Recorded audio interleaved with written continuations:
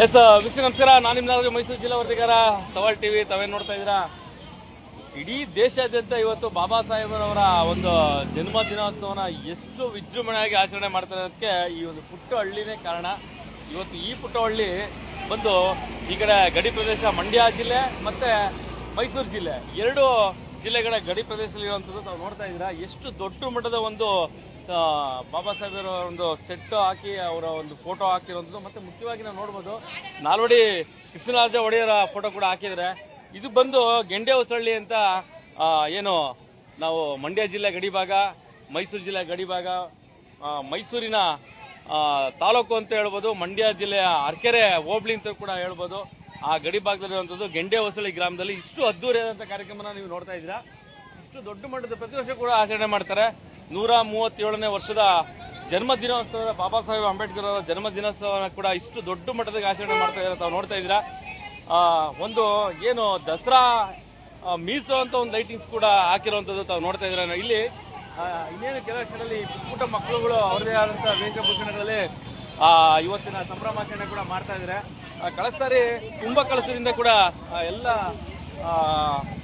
ಬಾಬಾ ಸಾಹೇಬ್ರ ಅಭಿಮಾನಿಗಳು ಮತ್ತೆ ಎಲ್ಲ ಹೆಣ್ಮಕ್ಳು ಕೂಡ ಕುಂಭ ಒಂದು ಇಟ್ಕೊಂಡು ಬರ್ತಾರೆ. ಹಾಗೆ ಇವತ್ತು ಕೂಡ ಮತ್ತೆ ವಿಶೇಷ ವೇಷಭೂಷಣಗಳಿಂದ ಇವತ್ತು ಕಂಗೊಳಿಸ್ತಾ ಇದೆ. ಅದು ನಾನು ಹೇಳ್ದಂಗೆ ತಾವು ನೋಡ್ತಾ ಇದ್ದೀರಾ.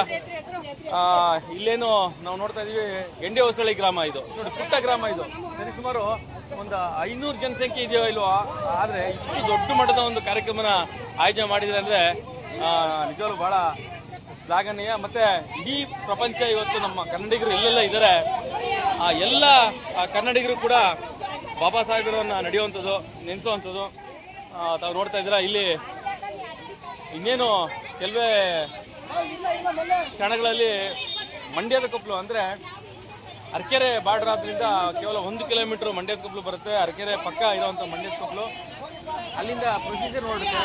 ಆ ಮಕ್ಕಳು ವಿವಿಧವಾದಂತ ವೇಷಭೂಷಣಗಳು ಕೂಡ ಹಾಕಿರ್ತಾರೆ. ತಾವು ನೋಡ್ತಾ ಇದ್ದೀರಾ ಎಷ್ಟು ಪುಟ್ಟ ಗ್ರಾಮ ಅಂದ್ರೆ ಇದು.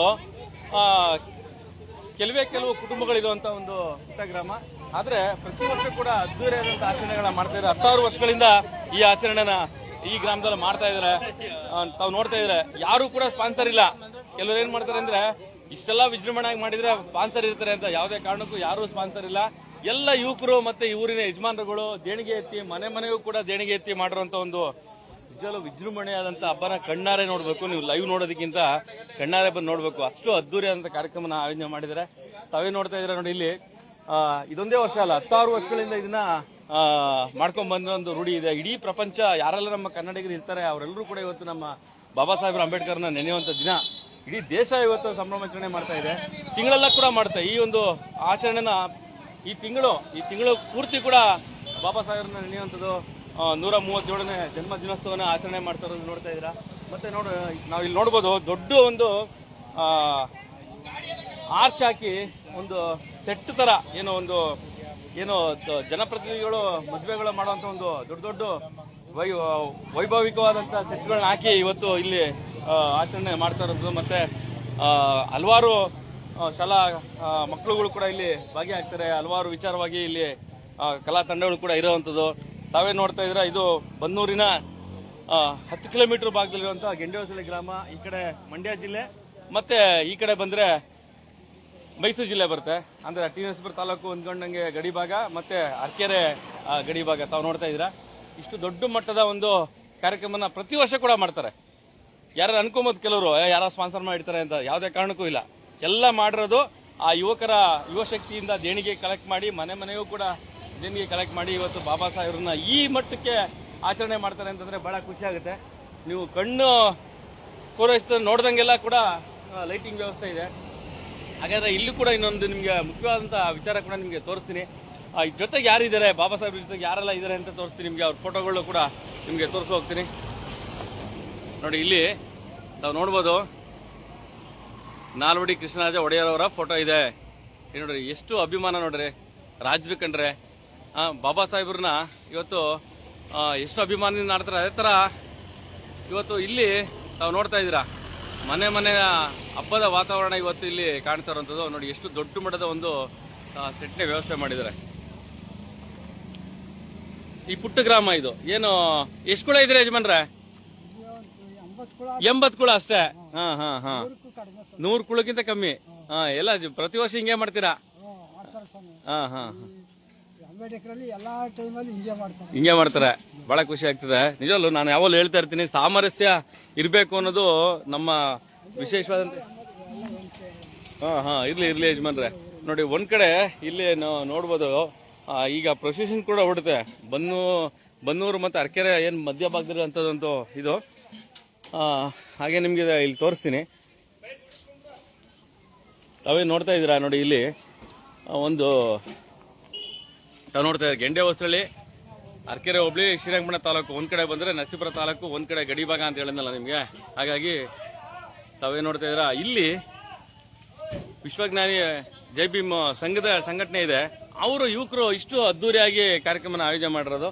ಮತ್ತೆ ಇಲ್ಲೊಂದು ಊಟದ ವ್ಯವಸ್ಥೆ ಕೂಡ ಮಾಡ್ತಾ ಇದ್ದಾರೆ. ನಾವು ನೋಡ್ತಾ ಇದ್ದೀರಾ, ಇದರಲ್ಲೂ ಬಹಳ ಖುಷಿ ಆದಂತ. ಇನ್ನೇನು ದೊಡ್ಡ ಮೆರವಣಿಗೆ ಕೂಡ ಬರುತ್ತೆ, ಅದಕ್ಕೆಲ್ಲ ಸಜ್ಜಾಗ್ತಾ ಇದ್ದಾರೆ. ಇವತ್ತು ಸಿಕ್ಕಾಪಟ್ಟೆ, ಈ ವರ್ಷ ಸಿಕ್ಕಾಪಟ್ಟೆ ಬಿಸಿಲಾದ್ರಿಂದ ತುಂಬಾ ಲೇಟ್ ಆಯ್ತು ನೋಡಿ. ಎಲ್ಲ ಬಂದಂತವ್ರಿಗೂ ಕೂಡ ಊಟದ ವ್ಯವಸ್ಥೆ ಕೂಡ ಆಗ್ತಾ ಇದೆ. ಬೇರೆ ಬೇರೆ ಊರುಗಳಿಂದ ಬರ್ತಾರೆ ಈ ಒಂದು ಕಾರ್ಯಕ್ರಮಕ್ಕೆ. ಇದೊಂದು ದೇವ್ರ ಮನೆ ಕೂಡ ನೋಡಿ, ಅದನ್ನ ಎಲ್ಲ ಆಯೋಜನೆ ಮಾಡಿದ್ದಾರೆ. ಊಟದ ವ್ಯವಸ್ಥೆ ಕೂಡ ಮಾಡಿದ್ದಾರೆ. ಪ್ರತಿ ವರ್ಷ ಕೂಡ, ಕಳೆದ ಸಾರಿ ಸಿಕ್ಕಾಪಟ್ಟೆ ಜೋರ್ ಮಳೆ. ಹಾಗಾಗಿ ತಾವೇ ನೋಡ್ತಾ ಇದ್ದೀರಾ, ಇದು ಗೆಂಡೆ ಹೊಸಳ್ಳಿ ಗ್ರಾಮ. ಇಲ್ಲಿ ವೈಭವಿತವಾಗಿ ವಿಜೃಂಭಣೆಯಾಗಿ ಎಷ್ಟು ವರ್ಣನೆ ಮಾಡೋರು ಕೂಡ ಕಡಿಮೆನೆ. ಕಳೆದ ಸಾರಿ ಕೂಡ ನಾನು ಸುದ್ದಿ ಮಾಡಿದೆ. ಹಾಗಾಗಿ ಅವರೇ ಕರೆದ್ರು, ವಿತೌಟ್ ಇನ್ವಿಟೇಷನ್ ನಾನು ಹೋಗೋದಿಲ್ಲ. ಅವರೇ ಕರೆದಿದ ತಕ್ಷಣ ನಾನು ಬಂದು, ಯಾಕೆಂದ್ರೆ ನಂದು ಕೂಡ ಒಂದು ಅಳಿಲು ಸೇವೆ. ಈ ಒಂದು ಗ್ರಾಮದಲ್ಲಿ ಕೇವಲ 80 ಕುಳ ಇರುವಂತ ಒಂದು ಗ್ರಾಮ. ಇಷ್ಟು ದೊಡ್ಡ ಮಟ್ಟದ ಕಾರ್ಯಕ್ರಮ ಆಯೋಜನೆ ಮಾಡಿದ್ದಾರೆ. ನಾಳೆ ಸ್ಟೇಜ್ ಕಾರ್ಯಕ್ರಮ ಇದೆ. ಮುಖ್ಯಸ್ಥರು ಯಾರಿದೆ ಅವ್ರನ್ನೂ ಕೂಡ ಮಾತಾಡಿಸ್ತೀನಿ. ತಾವು ನೋಡ್ತಾ ಇದ್ದೀರಾ, ಇಡೀ ದೇಶ ಆಚರಣೆ ಮಾಡ್ತಾ ಇರುವಂತದ್ದು ಬಾಬಾ ಸಾಹೇಬರ ಒಂದು ಜನ್ಮದಿನೋತ್ಸವ. ಮತ್ತೆ ಇಡೀ ಪ್ರಪಂಚದಲ್ಲಿ ಎಲ್ಲೆಲ್ಲ ಕನ್ನಡಿಗರು ಇದ್ದಾರೆ, ಅವರೆಲ್ಲರೂ ಕೂಡ ಬಾಬಾ ಸಾಹೇಬರನ್ನ ನೆನೆಯುವಂಥದ್ದು ಕೂಡ ಆಗುತ್ತೆ. ಹಾಗೇನೆ ನಾಳೆ ಇಲ್ಲಿ ಇದೇ ಜಾಗದಲ್ಲಿ ಒಂದು ವೇದಿಕೆ ಕಾರ್ಯಕ್ರಮ ಕೂಡ ಇದೆ. ಒಂದಷ್ಟು ಜನ ಮಾತಾಡ್ಸೋಣ ನಿಮಗೆ. ಸರ್, ಬಾಬಾ ಸಾಹೇಬರ ಹುಟ್ಟುಹಬ್ಬದ ಶುಭಾಶಯಗಳು ಸರ್ ತಮಗೆ ಮತ್ತೊಮ್ಮೆ. ತಮಗೂ ಕೂಡ ಸರ್ ಡಾಕ್ಟರ್ ಬಿ ಅಂಬೇಡ್ಕರ್ ಅವರ ಹುಟ್ಟುಹಬ್ಬದ ಶುಭಾಶಯಗಳು. ಈ ದಿನ, ಈ ವರ್ಷ ವಿಶೇಷವೆಂದರೆ ಈ ವರ್ಷ 130 ದಿನ ಜನ್ಮ ದಿನಾಚರಣೆಯ ನಮ್ಮೂರಲ್ಲಿ ಪ್ರತಿ ವರ್ಷದಂತೂ ಈ ವರ್ಷ ಆಚರಣೆ ಮಾಡ್ತಿದ್ವಿ. ಈ ವರ್ಷ ಒಂದು ಸ್ಪೆಷಲ್, ಯಾಕೆಂದರೆ ಇವತ್ತು 130 ವರ್ಷ.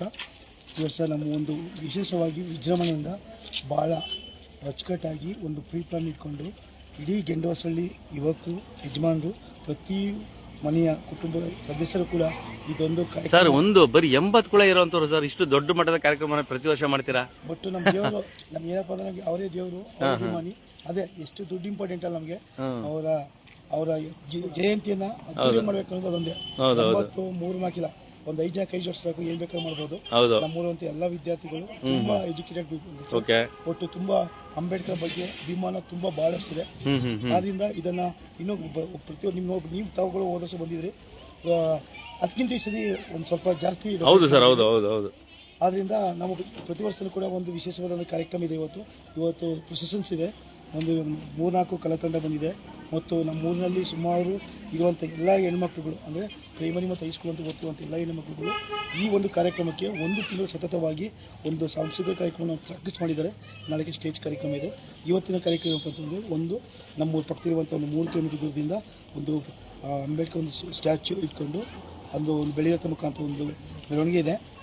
ಮತ್ತು ನಮ್ಮ ಊರಿನ ಎಲ್ಲ ಪ್ರತಿಯೊಂದು ಹೆಣ್ಣುಮಕ್ಳುಗಳು, ಓಕೆ, ಭೀಮಾಬಾಯಿ ಕುಟುಂಬ, ಆಮೇಲೆ ಇಂದಿನ ಒಂದು ಚರಿತ್ರೆ ನೆನೆಸ್ಕುವಂಥ ಒಂದು ಕುಟುಂಬದ ಒಂದು ವೇಷಭೂಷಣ ಸ್ಪರ್ಧೆ, ವೇಷಭೂಷಣ ಒಂದು ಧರಿಸ್ಕೊಂಡು ಕೂಡ ಒಂದು ಜಾಗೃತಿಯನ್ನು ಮೂಡಿಸುವಂಥ ಒಂದು ಕಾರ್ಯಕ್ರಮ ಇಟ್ಕೊಂಡಿದ್ವಿ. ಜೊತೆಗೆ ತುಂಬ ಹುಡುಗರುಗಳು ಅಂಬೇಡ್ಕರ್ ಬಗ್ಗೆ ಪಟಾಕಿ ಆಗಿರ್ಬೋದು, ಆಮೇಲೆ ತುಂಬ ಮುಖ್ಯವಾದಂಥ ವ್ಯಕ್ತಿಗಳಾಗಿರ್ಬೋದು, ಎಲ್ಲ ಕಡೆಯಿಂದ ಕರ್ಕೊಂಡು ಮಂಡ್ಯಕ್ಕೆ 3 ಕಿಲೋಮೀಟರಿಂದ ಇತ್ತು ನಮ್ಮೂರು ಎಂಡಿಗಟ್ಟೆ ಕೂಡ ಒಂದು 1.5 ಇಂದ 7 ಒಂದು ಜಾಥಾ ಇರುತ್ತೆ. ಈ ಜಾಥಾ ಮುಖ್ಯ ಉದ್ದೇಶ ಏನಪ್ಪ ಅಂದರೆ ಅಂಬೇಡ್ಕರ್ ಅಭಿಮಾನವನ್ನು ತೋರಿಸುವಂಥದ್ದು, ಅಂಬೇಡ್ಕರ್ ಬಗ್ಗೆ ತೋರಿಸುವಂಥದ್ದು, ಅಂಬೇಡ್ಕರ್ ಏನು ಅವರು ಜಗತ್ತಿಗೆ ಏನು ಕೊಟ್ಟಿದ್ದಾರೆ, ನಮ್ಮ ದೇಶಕ್ಕೆ ಏನು ಕೊಟ್ಟಿದ್ದಾರೆ, ಎಷ್ಟು ನಮ್ಮ ಊರಿಗೆ ಎಷ್ಟು ಇಂಪಾರ್ಟೆಂಟು ಅನ್ನೋ ಬಗ್ಗೆ ತೋರಿಸ್ಕೊಳ್ಳುವಂಥದ್ದು ಈ ಪ್ರಮುಖ ಜಾಥಾ ಉದ್ದೇಶ. ನಾಳೆಗೆ ವಿಶೇಷದ ಕಾರ್ಯಕ್ರಮ ಏನಪ್ಪ ಅಂತಂದರೆ, ನಮ್ಮ ಊರಲ್ಲಿ ಒಬ್ಬ ಚಿಂತಕರು ಮತ್ತು ಅಂಬೇಡ್ಕರ್ ಬಗ್ಗೆ ಆಳವಾದ ಜ್ಞಾನವನ್ನು ಹೊಂದಿರುವಂಥ ನಮ್ಮ ಗುರುಗಳಾದಂಥ ಕೊಡಗಳ್ಳಿ ಹೈಸ್ಕೂಲ್ 6 ಸಿದ್ದೇಶ್ ಸರ್ ಅಂತವರು ನಮ್ಮ ಮುಖ್ಯ ಭಾಷಣಗಳಾಗಿ ನಮ್ಮ ಸ್ಟೇಜ್ ಪ್ರೋಗ್ರಾಮ್ ಕಳ್ಸ್ಕೊಂಡಿದ್ವಿ. ಜೊತೆಗೆ ನಮ್ಮೂರಿನ ಎಲ್ಲ ಹೆಣ್ಮಕ್ಳು ಕೂಡ ನಾಳಕ್ಕೆ ಒಂದು ಸಾಂಸ್ಕೃತಿಕ ಕಾರ್ಯಕ್ರಮ ಕೂಡ ಇಟ್ಕೊಂಡ್ವಿ. ಒಂದು 12-15 ಕಾರ್ಯಕ್ರಮ ಇದೆ. ಅದು ಭೀಮಗೀತೆ ಸಂಬಂಧಪಟ್ಟಂಗೆ, ಅಂಬೇಡ್ಕರ್ ಜೀವನ ಚರಿತ್ರೆ ಸಂಬಂಧಪಟ್ಟಂಗೆ ಒಂದು ಸ್ಕಿಟ್ಗಳಾಗಿರ್ಬೋದು. ಈ ಥರ ಇದೆ ಒಂದು ಥೀಮ್ ಇರುವಂಥ ಒಂದು ಕಾರ್ಯಕ್ರಮಗಳನ್ನ ಇಟ್ಕೊಂಡಿದ್ವಿ. ಜೊತೆಗೆ ಸನ್ಮಾನ ಕಾರ್ಯಕ್ರಮ ಇಟ್ಕೊಂಡಿದ್ವಿ. ನಮ್ಮೂರಲ್ಲಿ ಯಾರು ಎಜುಕೇಟೆಡ್ ಪೀಪಲ್ಸ್ಗಳಿದ್ದಾರೆ, ಯಾರು PUC ಮತ್ತು SSLC ಮತ್ತು ಡಿಗ್ರಿಗಳಲ್ಲಿ ಯಾರು ಜಾಬಲ್ಲಿ ಇದ್ದಾರೆ ಅಂಥವ್ರಿಗೆ ಸನ್ಮಾನ ಒಂದು ಕಾರ್ಯಕ್ರಮ ಇಟ್ಕೊಂಡಿದ್ವಿ.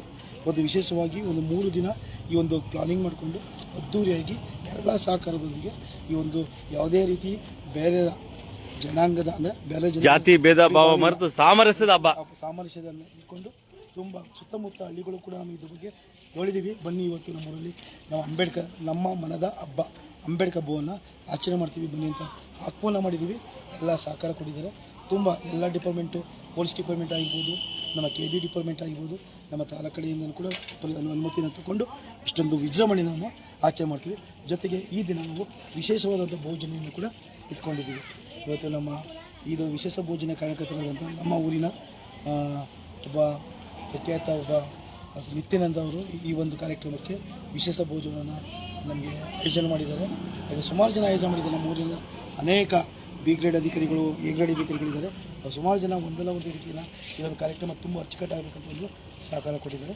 ತುಂಬ ವಿಜೃಂಭಣೆಯನ್ನು ಕೂಡ ಎಲ್ಲ ಪ್ರತಿಯೊಂದು ಮನೆಯಲ್ಲಿರುವಂಥ ಯುವಕರು, ವಯಸ್ಸಾದಂಥವರು, ಊರಿನ ಯಜಮಾನರು, ಮನೆ ಯಜಮಾನರು ಎಲ್ಲ ಕೂಡ ಸಹಕಾರ ಕೊಟ್ಟಿದ್ದಾರೆ. ಇಷ್ಟೊಂದು ಗ್ರ್ಯಾಂಡಾಗಿ ಬರೋಕ್ಕೆ ಅವರೇ ನಮ್ಮೂರಿನ ಪ್ರತಿಯೊಬ್ಬ ವ್ಯಕ್ತಿ ಕೂಡ ಹೇಳಕ್ಕೆ ಇಚ್ಛೆಪಡ್ತೀನಿ. ಸರ್, ತಮ್ಮ ಪರಿಚಯ? ನನ್ನ ಹೆಸರು ಪ್ರತಾಪ್ ಅಂತ, ಅಸಿಸ್ಟೆಂಟ್ ಟೀಚರ್ಸು, ಹೈಸ್ಕೂಲ್ ಟೀಚರ್ನು ವರ್ಕ್ ಮಾಡ್ತೀವಿ. ನಾನು 15 ಇಯರ್ಸ್ ಸರ್ವಿಸ್ ಆಗಿದೆ. ಈ ಊರಿನ ಒಂದು ಸದಸ್ಯ ನಾನು ಕೂಡ ನನ್ನ ಅಂಬೇಡ್ಕರ್ ಬಗ್ಗೆ ತುಂಬ ನನಗೆ ಅಭಿಮಾನ. ಅವರು ನಮಗೆ ಒಂದು ದೇವರಿದ್ದ. ಸರ್, ನೀವು ಒಬ್ಬರೇ ಅಲ್ಲ ಸರ್, ಸಂವಿಧಾನ ಕೊಟ್ಟಂತ ಪುಣ್ಯಾತ್ಮನ ಪ್ರತಿಯೊಬ್ಬರು ದೇಶದ ಪ್ರತಿಯೊಬ್ಬರು ಪ್ರಜೆಯೂ ಕೂಡ ಅವ್ರ ಬಗ್ಗೆ ತಿಳ್ಕೊಬೇಕು, ಅಭಿಮಾನ ಪಡಬೇಕು. ಆಯ್ತಾ? ಅದೊಂದು ಖುಷಿಯಾದಂಥ ವಿಚಾರ. ಹೌದು, ಖಂಡಿತ. ಏಕೆಂದರೆ ಈ ಜಯಂತಿ ಬೇರೆ ಜಯಂತಿಗೆ ಹೋಲಿಸ್ಕೊಂಡ್ರೆ ಇಡೀ ವರ್ಲ್ಡಲ್ಲಿ ದ ಬಿಗ್ಗೆಸ್ಟ್ ಜಯಂತಿ. ಹೌದು ಸರ್. ಎಲ್ಲಿ ಕನ್ನಡಿಗರಿದ್ದಾರೋ ನಮ್ಮ ಪ್ರಪಂಚದಾದ್ಯಂತ ಅವರೆಲ್ಲರೂ ಕೂಡ ಅವ್ರನ್ನ ನೆನೆಯುವಂಥದ್ದು. ಕನ್ನಡಿಗ ಒಂದೇ ಮಾತಲ್ಲ ಸರ್, ಒಂದಲ್ಲ, ಇಡೀ ಪ್ರಪಂಚದಲ್ಲಿ, ಇಡೀ ಜಗತ್ತಲ್ಲಿ ಅತಿ ಹೆಚ್ಚು ದೇಶಗಳಲ್ಲಿ ಈ ಜಯಂತಿಯನ್ನು ಆಚರಣೆ ಮಾಡ್ತಾರೆ. ಅದಕ್ಕೆ ಇದನ್ನ ವರ್ಲ್ಡ್ ಬಿಗ್ಗೆಸ್ಟ್ ಜಯಂತಿ ಅಂತ ಆಚರಣೆ ಮಾಡ್ತೀವಿ. ಜೊತೆಗೆ ಇನ್ನೊಂದು ವಿಶೇಷಪ್ಪ ಅಂತಂದರೆ ಇಡೀ ಪ್ರಪಂಚದಲ್ಲಿ ಯಾವ್ದಾರ ಮಹಾನ್ ವ್ಯಕ್ತಿಗಳು ಸ್ಟ್ಯಾಚ್ಯೂ ಜಾಸ್ತಿ ಇದೆ ಅಂತಂದರೆ ಅಂಬೇಡ್ಕರ್ ಒಬ್ಬರು. ಅಂಬೇಡ್ಕರ್ ಒಬ್ಬ ಬಿಟ್ಟು ಅತಿಯಷ್ಟು ಸ್ಟ್ಯಾಚ್ಯೂ ಇರುವಂಥದ್ದು ಯಾವ ವ್ಯಕ್ತಿಗಳಿದೆ? ಸುಮಾರು ಜನ ಮಹಾನ್ ವ್ಯಕ್ತಿಗಳಿದ್ದಾರೆ. ಅದರಲ್ಲಿ ಅತಿಯಷ್ಟು ಸ್ಟ್ಯಾಚ್ಯೂ ಇರುವಂಥ ವ್ಯಕ್ತಿ ನಮ್ಮ ಅಂಬೇಡ್ಕರ್. ಅದು ನಮ್ಮೆಲ್ಲ ಪುಣ್ಯ, ನಮ್ಮ ದೇಶದ ಹುಟ್ಟಿರುವಂಥ ಪುಣ್ಯ. ಉತ್ತಮವಾದಂಥ ಒಂದು ಬೃಹತ್ಕರವಾದಂಥ ಒಂದು ಲಿಖಿತ ರೂಪದಂಥ ಒಂದು ಸಂವಿಧಾನವನ್ನು ಕೊಟ್ಟಿದ್ದಾರೆ. ಈ ಸಂವಿಧಾನ ಒಂದಿಲ್ಲ ಅಂತಂದರೆ ನಮ್ಮ ಜೀವನ ಹಿಂದೆ ಇರ್ತಿತ್ತು. ಅದಕ್ಕೆ ನಮ್ಮ ಜನಾಂಗ ಅಂತಲ್ಲ, ಎಲ್ಲ ಹಿಂದುಳಿದ ಜನಾಂಗಕ್ಕೆ ಅವ್ರ ಮೂಲ ದೇವರು. ಈ ಹೆಣ್ಮಕ್ಳು ಇಷ್ಟೊಂದು ಶಿಕ್ಷಣ ಪಡ್ಕೊಂಡಿದ್ದಾರೆ, ಅಧಿಕಾರದಲ್ಲಿದ್ದಾರೆ, ಪ್ರತಿಯೊಬ್ಬರು ಓಟ್ ಹಾಕ್ತಿದ್ದಾರೆ, ಮಕ್ಕಳುಗಳು ಈ ಎಲ್ಲ ಥರ ಭಾಗವಹಿಸ್ತಿದ್ದಾರೆ. ಕೂಲಿ ಕಾರ್ಮಿಕರು ಕರೆಕ್ಟ್ ಟೈಮು 8 ಅವರ್ಸ್ ಡ್ಯೂಟಿ ತಗೋತಿದ್ದಾರೆ. ಎಲ್ಲರೂ ಕೂಡ ಪ್ರತಿಯೊಂದು ಕೂಡ ಹೆಣ್ಮಕ್ಳುಗಳದ್ದು ಆಸ್ತಿ ಹಕ್ಕಿದೆ. ಎಲ್ಲ ರೀತಿಯ ಹಕ್ಕುಗಳನ್ನು, ಎಲ್ಲ ರೀತಿ ಫೆಸಿಲಿಟೀಸ್ಗಳನ್ನು ಕೊಟ್ಟಿದ್ದಪ್ಪ ಅಂದರೆ ಡಾಕ್ಟರ್ ಬಿ ಆರ್ ಅಂಬೇಡ್ಕರ್. ಇದಕ್ಕೆ ಯಾವ ದೇವರಲ್ಲೂ ನ್ಯಾಯ ಸಿಕ್ಕಲ್ಲ, ಆ ಅಂಬೇಡ್ಕರ್ ಮುಖಾಂತರ ಬರ್ತದೆ, ಸಂವಿಧಾನ ಮುಖಾಂತರ. ಖಂಡಿತ ಸರ್, ಅವ್ರು ಲಿಖಿತ ಸಂವಿಧಾನದ ಮೂಲಕ ಇಡೀ ಪ್ರಪಂಚದಲ್ಲಿ 365ಕ್ಕಿಂತ ಹೆಚ್ಚು ಪುಟಗಳಿರುವಂಥದ್ದು ನಮ್ಮ ಸಂವಿಧಾನ. ಅದು ಹೆಮ್ಮೆ ಪಡ್ಬೇಕು ನಾವು. ಪ್ರತಿಯೊಂದಕ್ಕೂ ಕೂಡ ಕಾನೂನು ತೋರಿಸ್ಕೊಟ್ಟಂಥದ್ದು. ಬೇರೆ ಬೇರೆ ದೇಶಗಳಲ್ಲಿ ಕೇವಲ 60 ಪುಟ 80 ಪುಟ ಇದೆ ಅಷ್ಟೇ. ಆದರೆ 365 ಪುಟ ಬರೆದಂತಹ ಪುಣ್ಯಾತ್ಮರು ಸಂವಿಧಾನ ಸುಂದರವಾದ, ಇಷ್ಟು ಬೃಹತ್ವಾದ, ಇಷ್ಟು ವಿಜೃಂಭಣೆಯಾದಂತಹ ಸಂವಿಧಾನ ಯಾವ ದೇಶದಲ್ಲೂ. ಖಂಡಿತ ಸರ್. ಇವತ್ತು ಸಾಮರಸ್ಯವಾಗಿ, ಇಷ್ಟು ಸಾಮರಸ್ಯವಾಗಿ ಇಡೀ ನಮ್ಮ ಭಾರತ ದೇಶ ಅತಿ ಹೆಚ್ಚು ಜನಸಂಖ್ಯೆ ಹೊಂದಿರುವ ದೇಶ ಇಷ್ಟು ಅಚ್ಚುಕಟ್ಟಾಗಿ, ಇಷ್ಟು ಕಾನೂನುಬದ್ಧವಾಗಿ ಈ ನಡ್ಕೋಗ್ತಿದೆ ಅಂತಂದ್ರೆ ಅವ್ರು ಕೊಟ್ಟಂತ ಒಂದು ಸಂವಿಧಾನ. ಖಂಡಿತ. Thank you sir. Thank you. Sir, ಯಾರು ನಾಳೆ ಜನಪ್ರತಿನಿಧಿಗಳು, ಗಣ್ಯಾತಿಗಣಿ ಯಾರು ಬರ್ತಾರಾ, ಅಥವಾ ಅವ್ರಿಗೆ ಆಹ್ವಾನ ಹೋಗಿದ್ಯಾ? ಅವ್ರು ಬರ್ದೇನಿರಲಿ ಸರ್, ನಾವು ಆಹ್ವಾನ ಕೊಟ್ಟಿದ್ದೀವಿ ಅನ್ನೋ ಥರ ಇದೆಯಾ? ಏಕೆಂದ್ರೆ ನಮಗೆ ಒಂದು ಅಂಬೇಡ್ಕರ್ ಭವನವನ್ನ ರೆಡಿ ಮಾಡಿಸ್ತಿದ್ವಿ. ಓಕೆ ಸರ್, ಹೋದ್ ಸರಿನೂ ಸುದ್ದಿ ಮಾಡಿದೆ, ಮಾಡಿಸ್ತೀನಿ ಅಂತ ಹೇಳ್ತಾನೆ ಇದ್ದಾರೆ ನಮ್ಮ MLA ಸಾಹೇಬರು. ಯಾಕೆ ಮೂಲ ಪೊಲಿಟಿಷನ್ ಆಗ್ತಿದ್ರು ನಮಗೆ ಮಾಜಿ ಶಾಸಕರಾದಂಥ ವಿನೋದ್ ಸಿಕ್ಕಂಡಿ ಸರ್, ನೆಕ್ಸ್ಟ್ ಬಂದಂಥ ರಮೇಶ್ ಭವನಿಸಿದವರು ಸರ್ ಕೂಡ ನಮಗೆ 20 ಲಕ್ಷ ಗಂಟ ಅನುದಾನ ಕೊಟ್ಟಿದ್ದಾರೆ. ಜೊತೆಗೆ ಇನ್ನೂ 10 ಲಕ್ಷ ಬಿಡುಗಡೆ ಮಾಡಿದ್ದಾರೆ. ಹಾಗೂ ನಮ್ಮ ಸಮಾಜ ಕಲ್ಯಾಣ ಇಲಾಖೆ ಸಚಿವರಾದಂಥ ಮಾನ್ಯ ಮಾದೇಪ್ಪ ಸರ್ ಕೂಡ ನಮಗೆ 50 ಲಕ್ಷ ಸಂಕ್ಷೇಮ ಮಾಡೋಕ್ಕೆ ಭರವಸೆಯನ್ನು ಕೊಟ್ಟಿದ್ದಾರೆ. ಜೊತೆಗೆ ಅವರನ್ನು ನಾವು ಈ ಕಾರ್ಯಕ್ರಮಕ್ಕೆ ಇನ್ವೈಟ್ ಮಾಡಿದ್ದು ಅವ್ರಿಗೆ 2-3 ಟೈಮ್ ಹೋಗಿ ಇನ್ವೈಟ್ ಮಾಡಿ ಅವರಿಗೆ ಸನ್ಮಾನವನ್ನು ಕೂಡ ನಮ್ಮ ಗ್ರಾಮದಿಂದ ನಾವು ಹಮ್ಮಿಕೊಂಡಿದ್ದೋ. ಅವ್ರು ಬರ್ತೀವಿ ಅಂತ ಹೇಳಿದರು. ಬಟ್ ಅನೇಕ ನಿಮಿತ್ತ ಈ ಕಾರ್ಯಕ್ರಮಕ್ಕೆ ಬಂದದ್ದರಿಂದ ನಮ್ಮ ತಾಲೂಕಿನ ಶಾಸಕರು ಕೂಡ ಇನ್ವೈಟ್ ಮಾಡಿದ್ದು. ಅವರು ಕೂಡ ಬೇರೆ ಕಾರ್ಯಕ್ರಮ ಇದೆ ಅಂದ್ಬಿಟ್ಟು ಈ ಕಾರ್ಯಕ್ರಮ ಬಂದಿಲ್ಲ. ಒಟ್ಟು ಶಾಸಕರು ನಮ್ಮ ಎಸ್ ಸಿ ಮಾಧವಪುರ ಕೂಡ ಮಾಡಿದ್ರು ಮತ್ತು ಎಲ್ಲ ಅಧಿಕಾರಿಗಳು ನಮಗೆ ಇನ್ವೈಟ್ ಮಾಡಿದ್ರು ಸರ್. ಅವರು ನಾಳೆ ಕೂಡ ಆಲ್ಮೋಸ್ಟ್ ಬರ್ತಾರೆ ಸರ್. ಬಂದ್ಬಿಟ್ಟು ಒಂದು ಯಾಕೆಂದರೆ ಯಾವುದೋ ಒಂದು ಕಾರ್ಯಕ್ರಮ ಮಾಡಿದ್ರೆ ಒಂದು ಜಾಗೃತಿ ಮೂಡಿಸುವಂಥದ್ದು ನಮಗೆ ಇಂಪಾರ್ಟೆಂಟ್ ಸರ್. ನಾಳೆ ಒಂದು ಸ್ಪೀಚ್ ಇರುತ್ತೆ, ಎಲ್ಲ ಜನಗಳು ಬಂದು ಆ ಸ್ಪೀಚನ್ನು ಕೇಳಬೇಕು. ಮಕ್ಕಳಿರುವಂಥ ಒಂದು ಕಲೆಯನ್ನು ವ್ಯಕ್ತಪಡಿಸುವಂಥ ಒಂದು ಸಾಂಸ್ಕೃತಿಕ ಕಾರ್ಯಕ್ರಮ ಇದೆ, ಎಲ್ಲ ಕೂಡ ಬರಬೇಕು ಸರ್.